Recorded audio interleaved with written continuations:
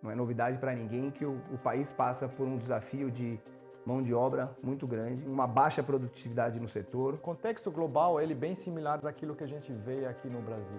Escassez da mão de obra qualificada. Os custos dos materiais continuaram elevados, mesmo depois da pandemia. A gente não vê que os custos dos materiais baixaram no mesmo patamar.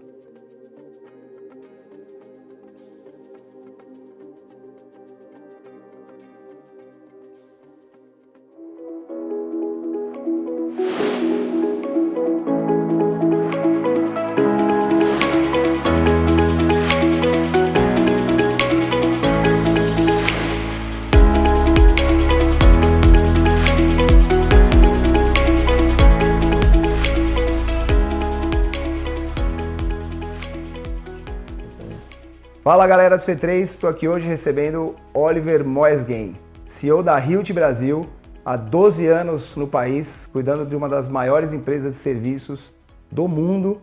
Vai ser um papo incrível. Oliver, seja muito bem-vindo. Prazer é meu, Rodolfo, obrigado pelo convite, prazer de estar com vocês hoje. Oliver, queria que antes de tudo você contasse um pouquinho, pessoal de casa, esse tempo todo que você está no Brasil, o que você sentiu do país e a sua história dentro da Hilt. Perfeito. Para falar do país, um país incrível. Não é? Faz 12 anos que a gente está aqui, estou aqui com minha família, sou suíço, casado, 2 filhos, e a gente veio no Brasil sem grandes expectativas. Para falar a verdade, eu vinha do Chile, onde eu também fui presidente para a Hilt no Chile, antes disso na Argentina, também como presidente, e o Brasil encantou a gente. Não é? Tanto que a gente já, como você falou, faz 12 anos que nós estamos aqui, então um país incrível, muitos desafios, muitas oportunidades, e com isso, obviamente, decidimos ficar aqui e tentar, obviamente, do meu lado profissional, aportar o máximo possível para essa indústria que a gente tanto gosta, a indústria da construção. Muito bem. Falar um pouco primeiro de mercado, Sim. Oliver. A gente sabe, não é novidade para ninguém que o país passa por um desafio de mão de obra muito grande e uma baixa produtividade no setor e um déficit habitacional enorme. Sim. Queria que você comentasse um pouco sobre esses 12 anos que você vem vivendo no país, sobre esse momento, que é o pior momento da construção civil. Sim. Como você enxerga ele hoje? Teve uma mudança muito forte, eu vou falar talvez nos últimos 5 ou 6 anos, e acelerado pela pandemia. Isso é um pouco a minha leitura. Hoje, se você olha para a indústria da construção, vamos lá, um contexto global. O contexto global ele é bem similar daquilo que a gente vê aqui no Brasil. Escassez da mão de obra qualificada. Os custos dos materiais continuaram elevados, mesmo depois da pandemia. A gente não vê que os custos dos materiais baixaram no mesmo patamar. A gente tem cada vez mais pressão sobre a indústria da construção de cuidar das pessoas, então os requerimentos de saúde e segurança só estão aumentando. E depois, como último fator que entrou em toda essa equação, é a sustentabilidade. Não? Você vê as pressões dos investidores, as pressões da sociedade para a nossa indústria da construção, que é a maior indústria do mundo. Nós contratamos muitas pessoas, mas também a gente tem muitas emissões. Sim, a gente contamina muito. E com isso a pressão sobre a nossa indústria na sustentabilidade e do cuidado do meio ambiente aumentou. O que significa isso? Mais custo. Sim. Certo? Mais custo, margens pressionadas. E esse é o contexto hoje da nossa indústria. Aliás, a gente fez uma pesquisa e os clientes nossos, eles estão justamente falando isso para nós. Então, precisa uma evolução, precisa uma transformação que a gente está vendo. Não? Acho que lentamente estamos vendo essas mudanças de comportamentos dos maiores exponentes da indústria. Não? Você percebe que já está sendo investido em resolver esse déficit? Eu acho que sim, é uma necessidade do empresário. Não? Se você tem um modelo de negócio que você vê que eu não posso continuar como eu trabalhei faz 20 anos atrás, porque o meu negócio não está dando mais o lucro que eu preciso para justamente sustentar a minha família, a minha vida, sustentar futuros empreendimentos, eu vou ter que mudar alguma coisa, não? E eu só a gente está vendo, não? A gente está vendo claramente investimentos, talvez não investimentos, mas o entendimento que muito passa através da produtividade. Eu tenho que fazer mais com menos. Os jovens, eles não querem mais vir para a indústria da construção, não? Todo mundo conhece os índices da idade média da indústria de construção aqui no Brasil, que está só subindo um ano por ano, mais ou menos, quer dizer, a idade média está subindo. E depois tudo aquilo que te falei, não? As pressões em saúde e segurança, sustentabilidade. Então, com isso, o empresário claramente enxergou que ele tem que mudar, tem que digitalizar, tem que mecanizar, tem que ver a inovação como um investimento e não como um custo, certo? E com isso, claramente, buscar mais produtividade com essa mão de obra que hoje é muito representativo dentro das despesas dele, né? Sim, perfeito. Você falou uma coisa muito importante, né? O serviço hoje dentro da indústria da construção civil ainda é o maior investimento do empresário. Exatamente. Como você acredita que a inovação pode ajudar o empresário a não só a reduzir esse custo, mas melhorar a performance dele e diminuir o risco de falhas e de erros, que é uma coisa que acontece bastante também? Perfeito, perfeito. Uma muito boa pergunta. Você falou aquilo, Oliver, o que você observou nos últimos 12 anos no Brasil? E eu acho que tem que ver com esse comportamento ou entendimento que antes você tinha um problema, qual que era a resposta que eu mais escutava? Coloca uma pessoa para resolver esse problema. Bota um cara, certo? Contrata um especialista. Coloca um cara. Hoje, eu acho, antes de justamente tomar a decisão de colocar mais uma mão de obra, a gente faz um passo atrás e olha para outras coisas. Será que tem um procedimento que eu posso mudar? Será que eu posso padronizar algumas coisas antes de justamente trazer mais uma pessoa? Será que eu posso investir em tecnologia para justamente ter esse problema resolvido com as mesmas mãos de obras que eu já tenho à minha disposição? Será que eu posso utilizar a digitalização? Será que eu posso trazer métodos construtivos diferentes para justamente poder ter mais produtividade e gerar mais produção com toda essa mão de obra contratada que já tenho? Então, nesse sentido, eu vejo claramente que lentamente está sendo assimilado que se nós não olhamos para como eu faço minha maior despesa mais produtiva, sim, que é a mão de obra, sim, e não negociar o preço do material, sim? Porque isso a gente também tem que fazer, concordo, mas não só. claro. Se no final do dia você tem uma despesa muito pesada, que é mão de obra, e essa mão de obra só vai ser produtiva se você investe em capacitação, você investe em saúde e segurança, porque no final do dia, toda essa mão de obra que você capacita depois vai embora porque você não cuida dela, tampouco é uma solução para você, Sim. certo? Você tem que investir em digitalização, como eu faço ela mais produtiva, tiro processos manuais do meu dia a dia, e o último é, obviamente, equipamentos. Eu dou para ela, para executar o trabalho dela, equipamentos detonados ou equipamentos que no final do dia ajudam uma produtividade, uma performance por hora executada maior. Sim, com certeza. Eu já vi, já acompanhei você fazendo algumas apresentações de números e você mostra um número muito importante e que eu acho pouco provável que os empresários da construção civil façam ele. Não vou lembrar agora de cabeça, vou deixar para você passar, mas quantos por cento representa a parte de serviço e mão de obra? Você sabe, eu queria que você falasse um pouco disso. Sim, O contexto e aí já vou ter que falar um pouco da Hilt, não se a gente olha quanto o nosso portfólio representa na despesa de uma construtora incorporadora, é 1%. 1% se olho para todo o portfólio que a empresa tem, uma empresa de 7 bi de faturamentos, temos 10 mil SKUs, temos serviços, temos software, mas mesmo assim, 1%, certo? Nada, no final do dia.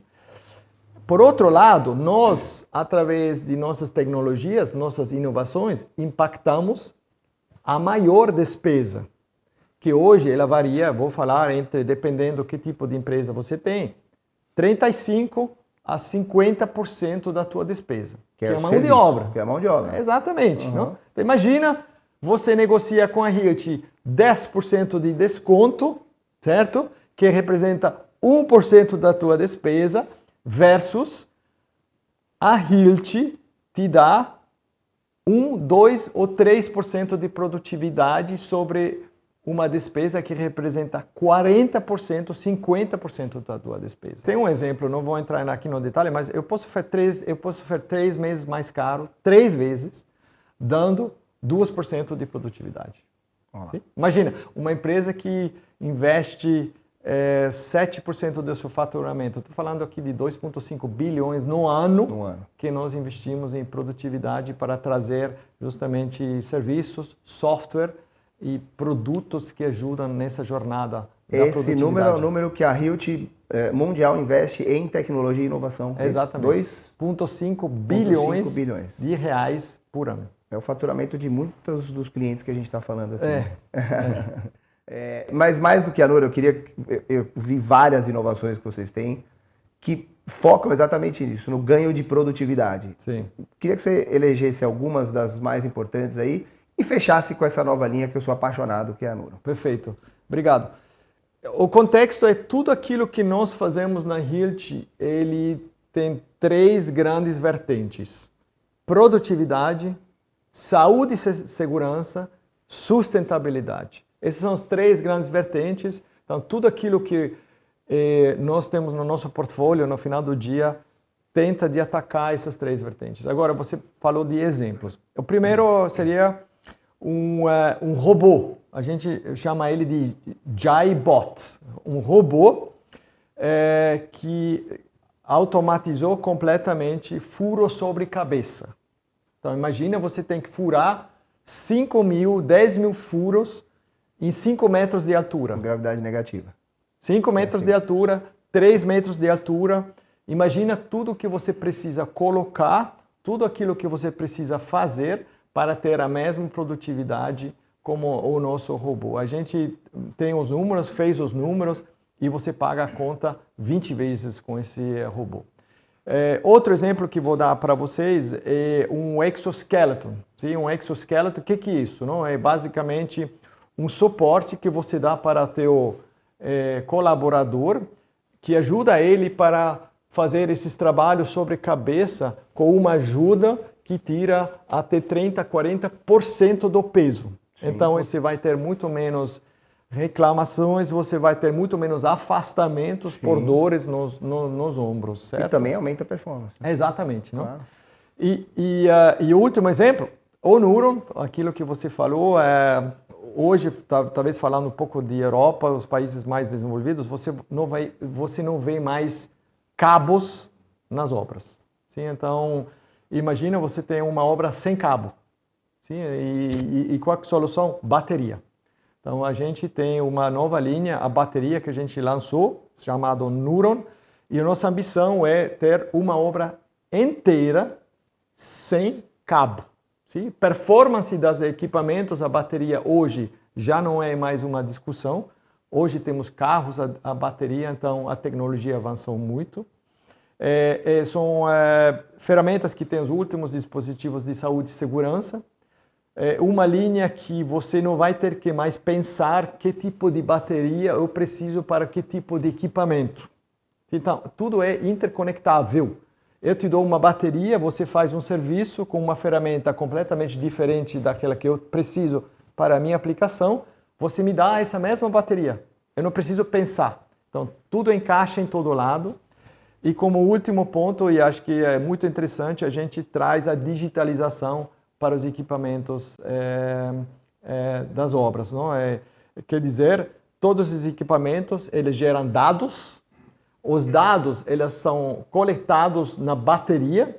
No momento que você coloca a bateria no carregador, todos os dados eles estão jogados para a nuvem para que você possa fazer análise sobre o teu parque de equipamentos. Sim? Significa o quê? A ferramenta foi utilizada ou não? Ela está encostada ou não? Por exemplo, cadê esse equipamento? Certo? A vida útil da bateria, ela é ainda boa ou não? Então, você começa a ter dados para tomar decisões sobre um ativo que hoje, até agora, muitas vezes era uma caixa preta. Sim? A gente gastava muito, mas a gente não sabia justamente o retorno e não sabia administrar esse ativo. Era um custo incalculável, né, Oliveira? Às vezes você tinha ferramentas paradas numa obra, aí começava uma obra nova, o cara ia lá, alugava as mesmas ferramentas, né? E, mais uma vez, a tecnologia a favor da construção civil. Não que a gente criou, nossos clientes pediram para nós. Não, como você conhece o nosso modelo, o modelo de venda direta, a gente está o tempo todo com nossos clientes. Eles falaram, Hilt, a gente tem essa dor, por favor, me ajuda para resolver essa dor, porque eu tenho a impressão que está custando muito dinheiro esse parque de equipamentos, só que eu não sei quanto. Exato. E agora você começa a ter dados para tomar decisões, né? E como que vocês, Oliver, apoiam o cliente nessa tomada de decisão? Porque tudo bem, aqui entre nós a gente conversa, mostra um gráfico, é lindo. 10% mais caro, você retorna 2% que aumentar, você retorna o dinheiro e tudo mais. Você está falando com o dono lá, nossa, o cara vai querer que você faça, beleza. Sim. Mas como é que você convence a empresa? É uma ótima pergunta e a gente teve que aprender isso também. Hoje a gente está fazendo o que a gente chama uma consultoria de produtividade. Sim? A gente teve que entender que cada cliente tem seu próprio mundo. Sim? E cada cliente ele gostaria também entender aquilo que você me está falando, Hilt, isso aplica para mim, sim ou não? Perfeito. Significa que a gente vai no chão de fábrica de nosso cliente, chão de fábrica é a obra, escolhe as maiores aplicações e a gente faz uma comparação. Me mostra como você faz hoje com teus equipamentos, com tuas pessoas, e eu, com tuas pessoas, vou colocar à disposição de tuas pessoas a minha tecnologia e vamos fazer a mesma aplicação. Vamos fazer medição, vamos pegar comentários, vamos precificar quanto mais rápido, quanto menos pessoas você precisava para essa aplicação e a gente vai trazer isso para você nessa consultoria, num comparativo. Um comparativo que tem antes, depois, vídeos, pessoas falando sobre como eles se sentiram utilizando esse novo equipamento ou esse novo procedimento, porque não é só equipamento, também falamos da digitalização. A gente faz isso também, a gente entra nos processos de nossos clientes e a gente avalia se através de nossas soluções de digitalização a gente poderia agregar na produtividade. Nós já temos um modelo de negócio que tem 20 anos, onde o nosso cliente não precisa mais comprar equipamentos. Sim? O nosso cliente, ele fala para nós, Hilt, eu sou construtora, eu sou empreiteira, eu sou incorporadora, eu conheço meu negócio é isso. Você entende de equipamentos, você entende de ferramentas. Eu preciso, para que eu possa fazer o meu core, o negócio que eu entendo, que você me ajude com os equipamentos. O que a gente faz? A gente faz um contrato de leasing, se você quiser, a gente chama isso de gestão de frota. A gente administra o parque de ferramentas para o nosso cliente. E quando fala administra, a gente faz tudo. Reparo, a gente mantém esse parque de ferramentas em estado completamente sempre operacional. Nós temos nossos próprios centros de reparo, como você sabe. Então, ele nos paga uma mensalidade, sim? tem um custo para ele estabelecido, não vai ter surpresas. Previsibilidade de investimento. Total, exatamente. Ele sai do CAPEX para o OPEX. Sim? Ele não tem mais um CAPEX. Esse CAPEX ele pode utilizar para financiar os seus projetos. E nós, com todo o conhecimento que nós temos sendo o fabricante, vamos deixar ele com um parque de equipamentos novo, sempre com as melhores equipamentos, fazendo para ele também na obra o acompanhamento das aplicações, se o pessoal dele está utilizando as ferramentas corretas para as aplicações corretas, ajudando nesse sentido.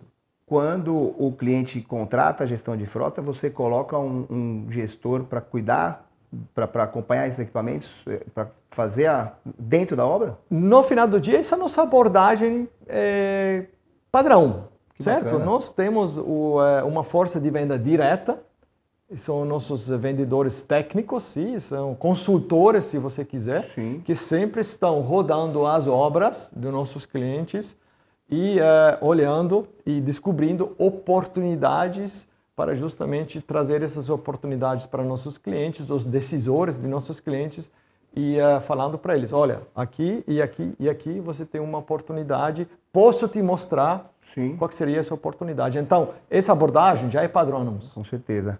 Oliveira, infelizmente nosso tempo aqui é curto, a galera do YouTube é ansiosa, quer informação rápida, mas eu queria que você deixasse um comentário final aí. Perfeito, Rodolfo, obrigado. No final do dia, se você gasta dinheiro em inovação, o olhar que nós temos que ter é um olhar a meio e longo prazo. Inovação não é custo. Inovação tem um retorno. Sim? Perfeito. No momento que você faz o gasto, é uma despesa, concordo. Mas essa inovação, bem aplicada e feito justamente através de uma consultoria de produtividade, como a gente faz, justamente para mostrar para vocês onde está o benefício, ela vai ter um retorno. Ela vai ter um retorno no meio prazo. Sim? E temos exemplo, não? Indústria do agronegócio. Sim. Eles investiram, mecanizaram e hoje estamos com uma indústria do agronegócio das que está no modernas top do mundo. do mundo. Sim? Mas precisa uma visão um pouquinho de longo prazo, de meio e longo prazo.